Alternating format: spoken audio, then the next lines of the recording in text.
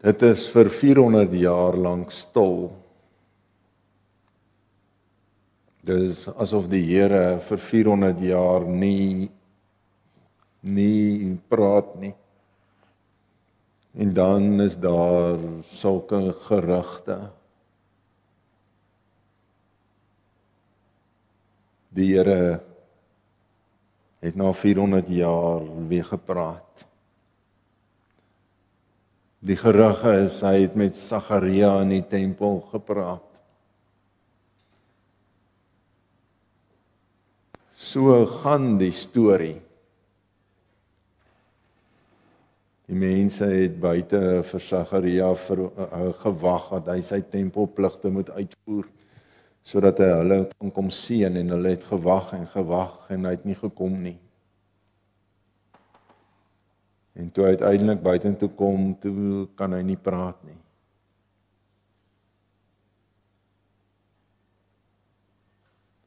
Want die Here het met hom gepraat. En so lei die gerug en so versprei dit verder deur Jerusalem en verder.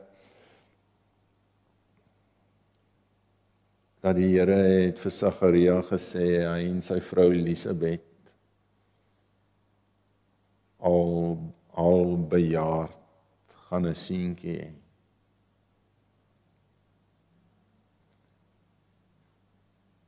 En omdat Sagaria nie geweet het hoe dit is as die Here praat en as die Here beloof nie, wou hy eintlik nie die Here glo nie, en daarom het die Here hom stil gemaak, sy spraak weggevat.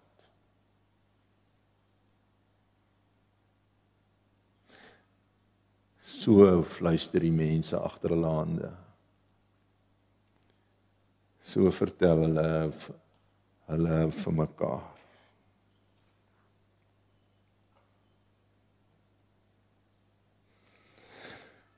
En sê nou in hierdie omstandighede, dan kom die Here se boodskapper by jou. Jy weet nie hoe dit is as die Here praat nie, jy het dit nog nooit beleef nie. En hy sê vir jou, wees gegroet, die Here is by jou.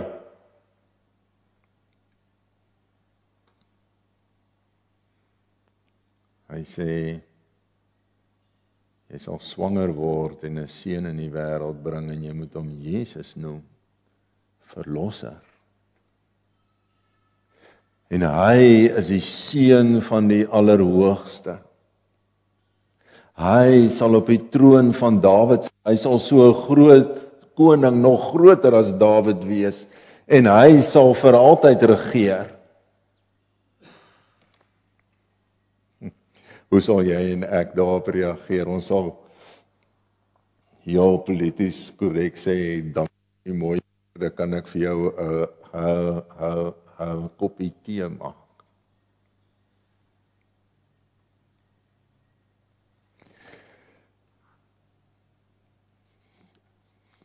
Kom ons lees in Lukas hoofstuk 1, hoe Maria op hierdie boodskap gereageer het.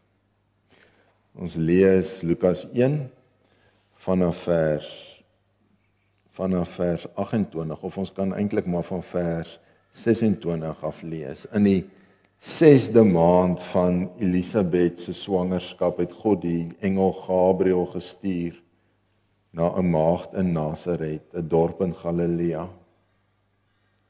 Sy was verloof aan Josef, 'n man uit die geslag van Dawid. Die naam van die maagd was Maria. Toe die engel by haar kom, sê hy, ek groet jou, begenadigde, die Here is by jou.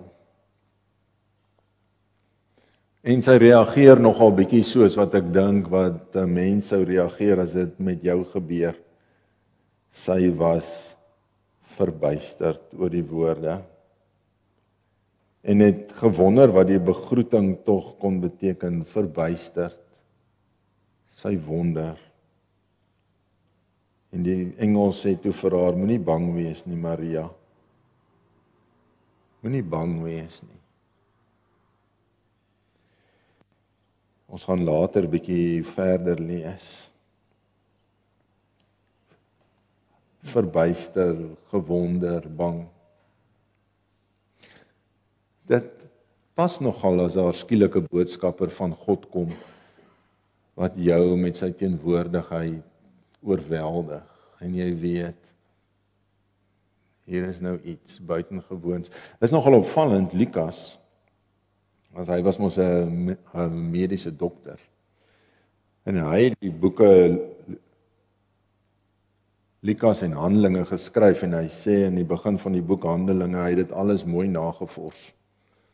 En so hy is die wetenskaplike, hy het dit alles mooi nagevors, en hy skryf 'n klomp kere van mense wat hierdie persoonlike ontmoetings met God of met God se boodskappers het, en wat dan in die hart gegryp word, wat dan skrik.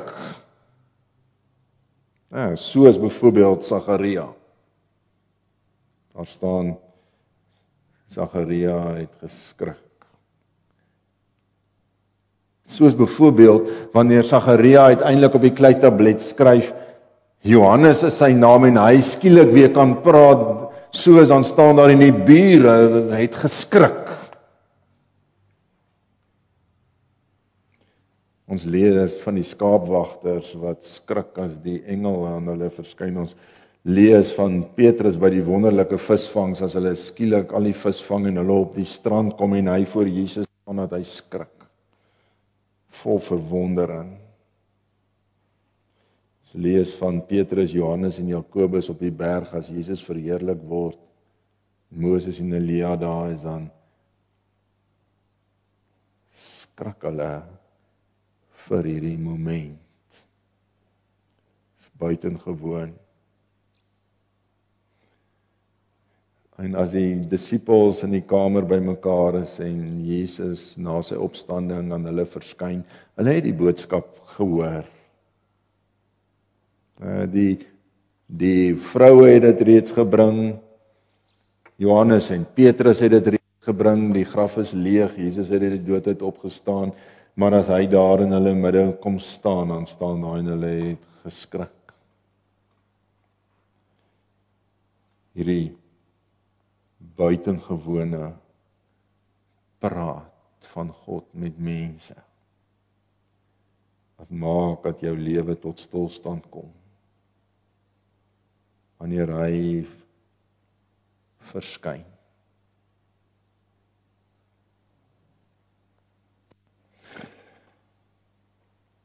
En dan sê die engel, ons lees verder in vers 30, moenie bang wees nie, Maria, moenie skrik nie, want God bewys aan jou genade. Jy sal swanger word en 'n seun in die wêreld bring, en jy moet hom die naam Jesus gee. Hy sal groot wees en die seun van die Allerhoogste genoem word. Die Here God sal hom die troon van sy voorvader Dawid gee, en hy sal as koning oor die nageslag van Jakob heers tot in ewigheid. Aan sy koningskap sal daar geen einde wees nie. Dis asof die engel Maria in haar skrik tegemoet kom, en asof hy vir haar inligting gee van hoekom hy hier is. Moenie bang wees nie. Dis goeie nuus. Jy is die instrument wat die Messias in die wêreld sal bring. Messias wat die wêreld sal verander. Dan staan daar in vers 34, maar Maria sê vir die engel, hoe is so iets moontlik, aangesien ek nog nooit omgang met 'n man gehad het nie? Hoe is dit wat jy nou sê regtig realisties? Hoor jy haar skeptisisme?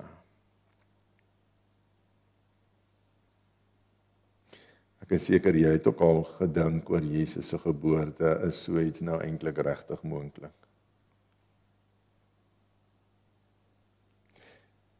En die engel antwoord haar, die Heilige Gees sal oor jou kom. Hoor weer die geduld in die engelse antwoord. Die Heilige Gees sal oor jou kom en die krag van die Allerhoogste sal die lewe in jou wek. Daarom sal die een wat gebore word heilig genoem word, die seun van God. Kyk, en dan gee die engel vir haar as het ware 'n teken. Kyk, 'n bloedverwant van jou Elisabeth het in haar ouderdom self 'n seun ontvang en sy wat as onvrugbaar bekend was, is nou al in haar 6de maand. Punt is, niks is vir God onmoontlik nie.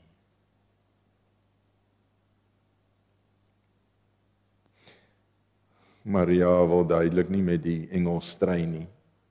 'n Meisie van baie goeie maniere, want luister wat sy sê, ek is tot beskikking van die Here. Laat met my gebeur soos wat u gesê het, en dan lees mens amper tussen die lyntjies. Ek sal sien of dit waar is.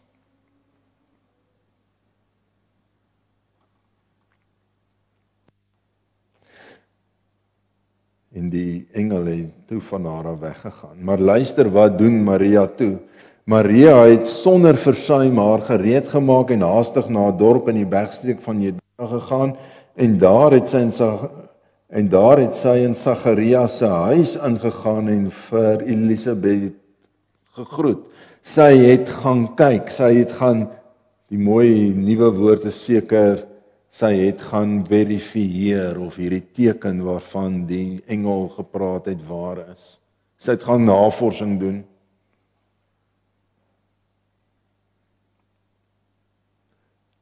Sy het in Sagarias se huis ingegaan en Elisabeth gegroet, en net toe Elisabeth die groet van Maria hoor, onthou, sy is nou al 6 maande, het die kindjie in Elisabeth se moederskoot beweeg, en sy, Elisabeth, is met die Heilige Gees vervul en het hard uitgeroep.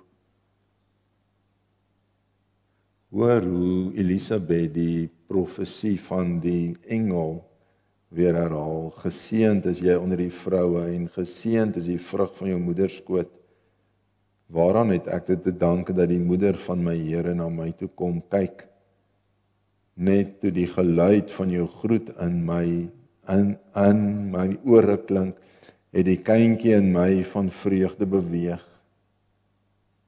Gelukkig is sy wat glo dat in 'n vervulling sal gaan wat die Here vir haar gesê het.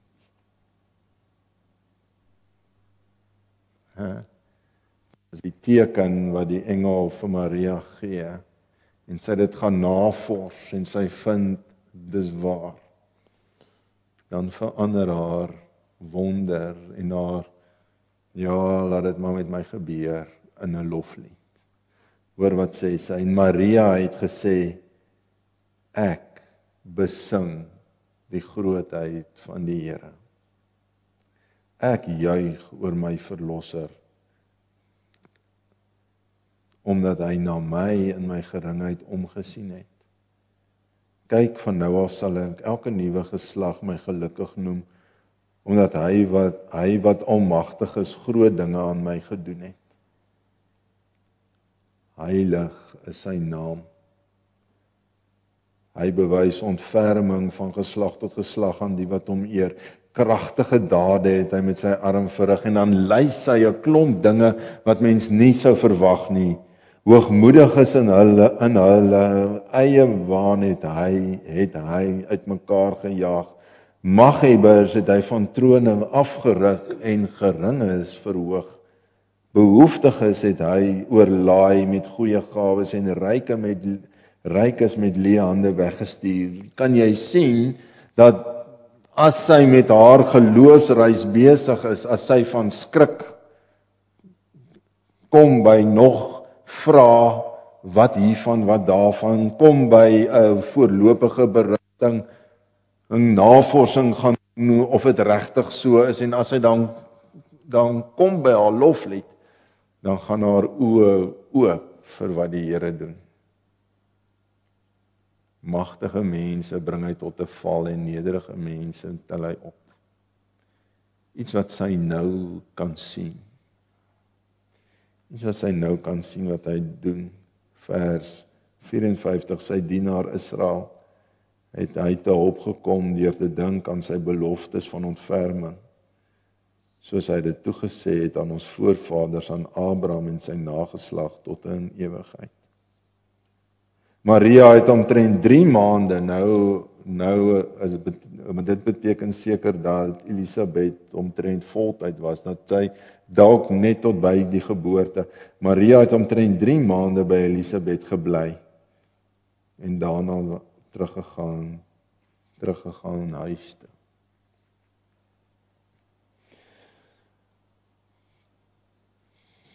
‘n doodgewone meisie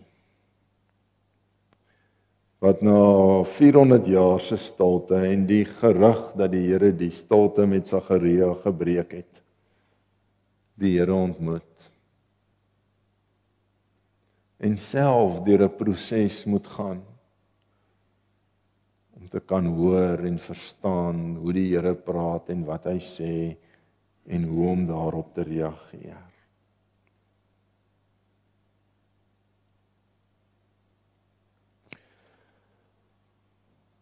Nou jy en ek hoor 'n klomp dinge oor Jesus wat van ons vra om verby ons skrik en ons twyfel en ons vrae te kom, né?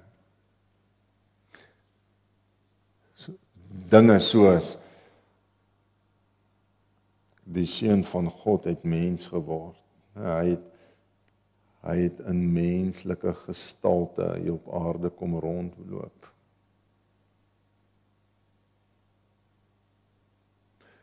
Dinge soos hy is uit Maria gebore en sy was 'n maagd. En roep dit in my, dis bietjie dik vir 'n daalder. Skielik is daar skrik in my en doem, hierdie mense in die samelewing voor my op wat al hierdie argumente het wat sê dit kan nie waar wees nie, om dan nog daarby te voeg, dan roep die Gees in my en sê, hierdie Jesus het aan die kruis 'n dood gesterf en met sy dood het hy my straf op hom geneem. En jou straf, en dan hoor ek hierdie lasteraars wat sê, ag wat.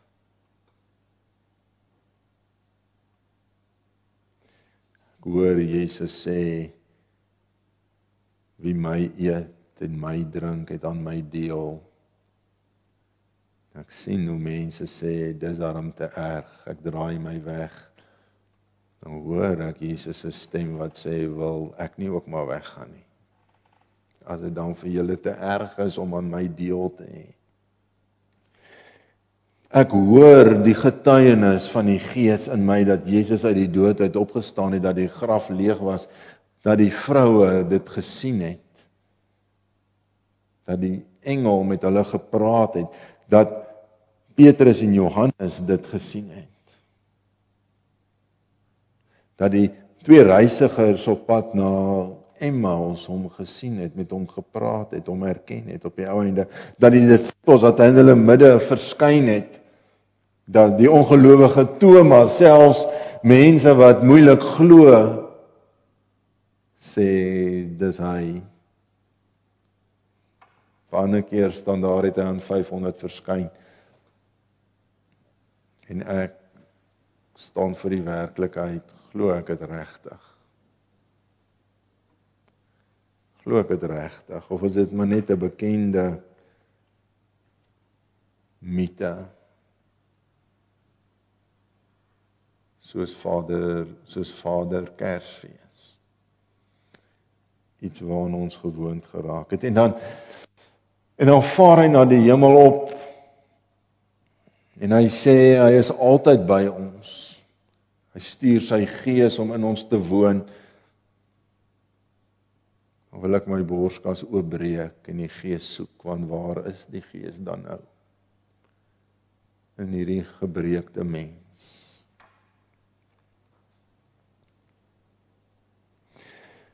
En so wonder ek partykeer of leef ons nie in ons selfgemaakte 400 jaar van stilte nie.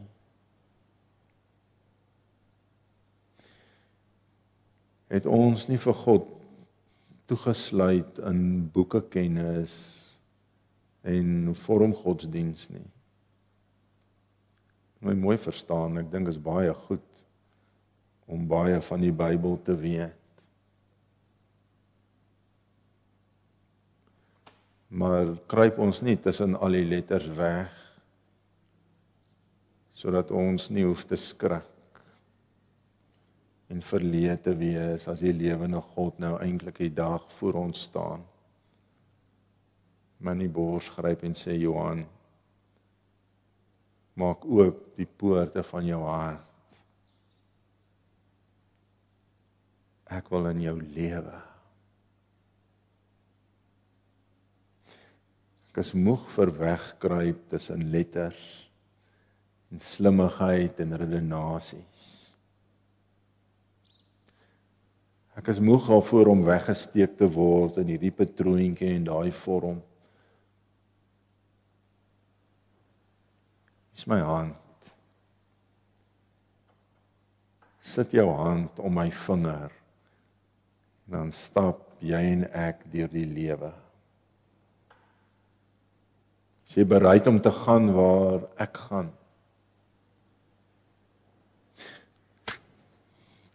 Is jy bereid om jou voete in my spore te sit en dan nie my spore van 2000 jaar terug nie, maar die spore van 2000 jaar terug wat jou geleer het om te kan raak sien hoe my spore nou deur hierdie wêreld loop en jou voete nou in my spore sit. 'n half sekond na ek my voet gelig het, jou voet in my spoor.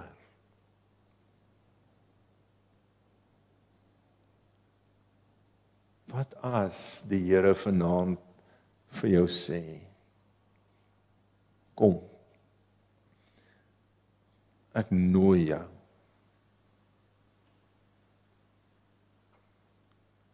Kom, lewe saam met my. Hou op om vir my te lewe. Hou op om weg te kruip tussen jou slimmigheid en tussen die kerkbanke se vorm en die struktuur van ons kerk en hoe ons kyk. Loop agter my aan. Ek wil die lewe wys. Ek wil jou die lewe wys. Weet julle, ek het so ietsie van Zelda se getuienis vanoggend vertel. Sy het die sig in haar oog verloor. Maar die Here het haar geestesoë oopgemaak sodat sy kan sien. Want in haar ongelooflike pyn, die pyn van sig verloor in haar oog wat bo op al haar ander pyn gaan sit het. In haar ongelooflike pyn het die Here mense gestuur om haar lief te hê. Verby wat jy en ek dink moontlik is. Mense uit hulle pad gegaan. En net deur hulle daar wees, hulle bediening het haar oë vir iets anders oopgegaan, vir 'n ander werklikheid.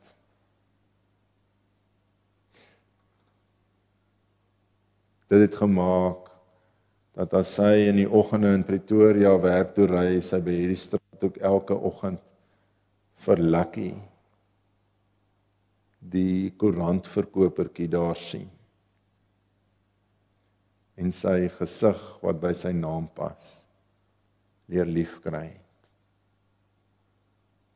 En sy kon hierdie mens raak sien en toe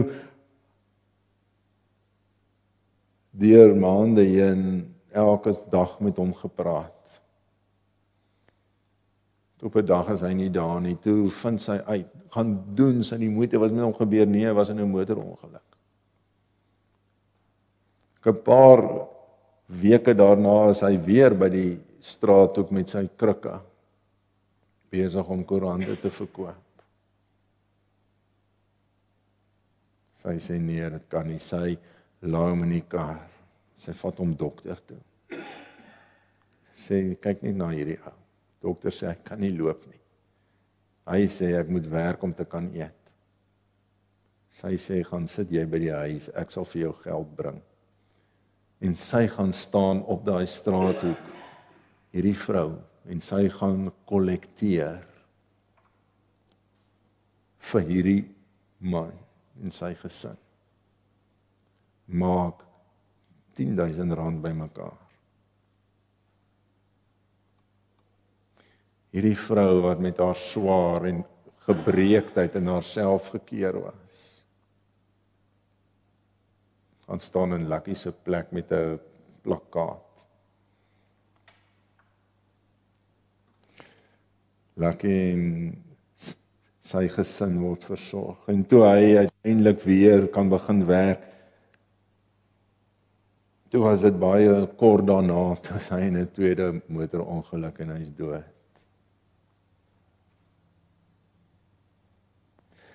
En Zelda is genooi na hierdie begrafnis toe. Die enigste wit mens tussen al hierdie mense. En hulle sê vir haar, jy moet asseblief met ons kom praat.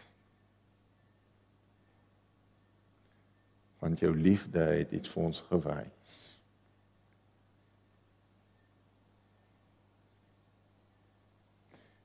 En haar laaste woorde van wat sy vertel vanoggend is, die Here het haar sussie, sy het haar nier vir haar sussie geskenk om mee te lewe. Sy sê, dis ook 'n wonderwerk, want hulle is beide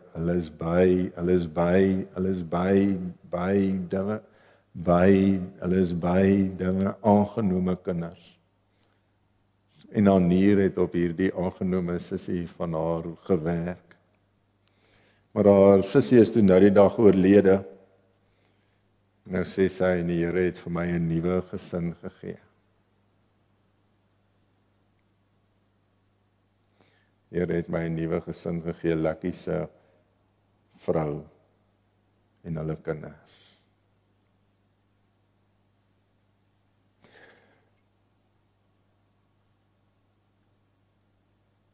Hoor julle wat gebeur? Daar gebeur dinge met 'n mens.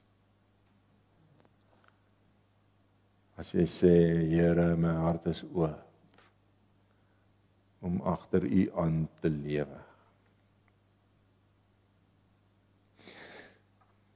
En waar ek ure en ure met Zelda pastoraal spandeer het, haar probeer moed inpraat het, eintlik maar gesaai het.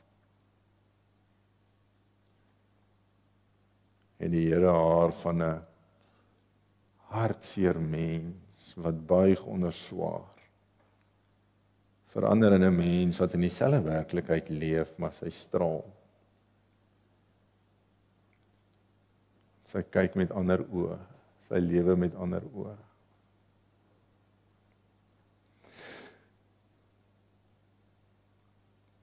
Maar om daar te kom was dalk nog 'n moeiliker proses as wat dit vir Maria was, nee. Want sy was ook kwaad, sy was ook bang. Sy het ook getwyfel, sy het ook navorsing gedoen, sy het ook vir tekens gevra.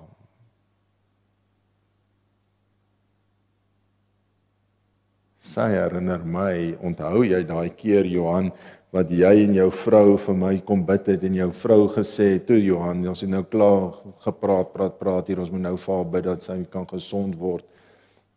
En sy herinner my, ek kan dit nie onthou, sy herinner my, selfs al maak die Here nie jou oë gesond nie, gaan hy jou ander dinge laat sien. Sy herinner my dat ek het gesê het.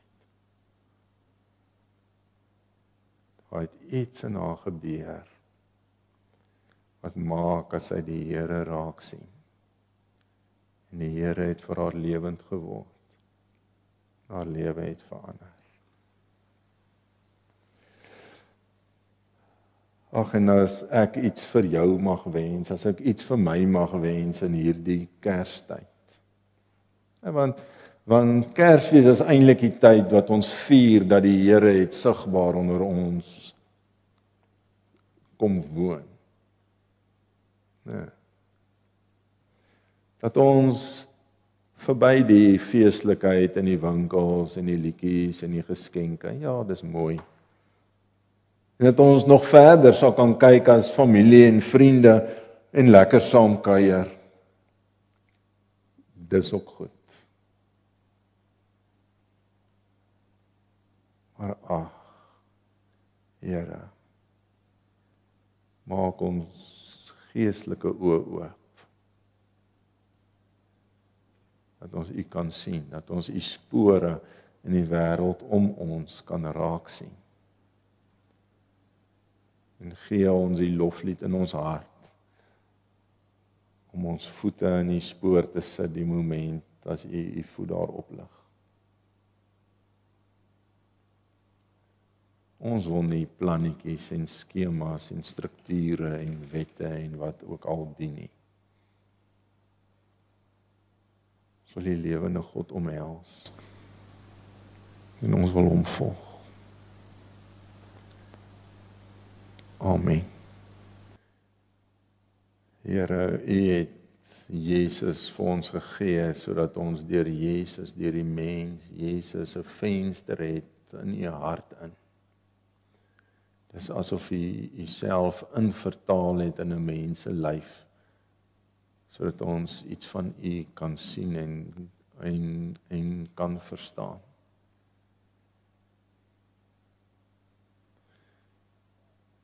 En as ons in die Bybel lees, dan lees ons in die Ou Testament hoe die hele Ou Testament vorentoe wys en vorentoe roep.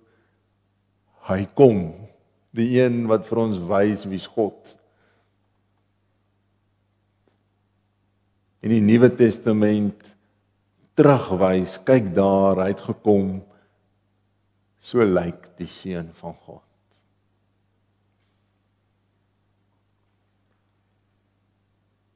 En as ons in die Bybel lees, help ons om U te sien, om U te leer ken, sodat ons U in die wêreld om ons kan herken. En maak ons harte sag en gewillig, sodat ons op U spore kan leef en loop. Ons bly dit in Jesus se naam. Amen.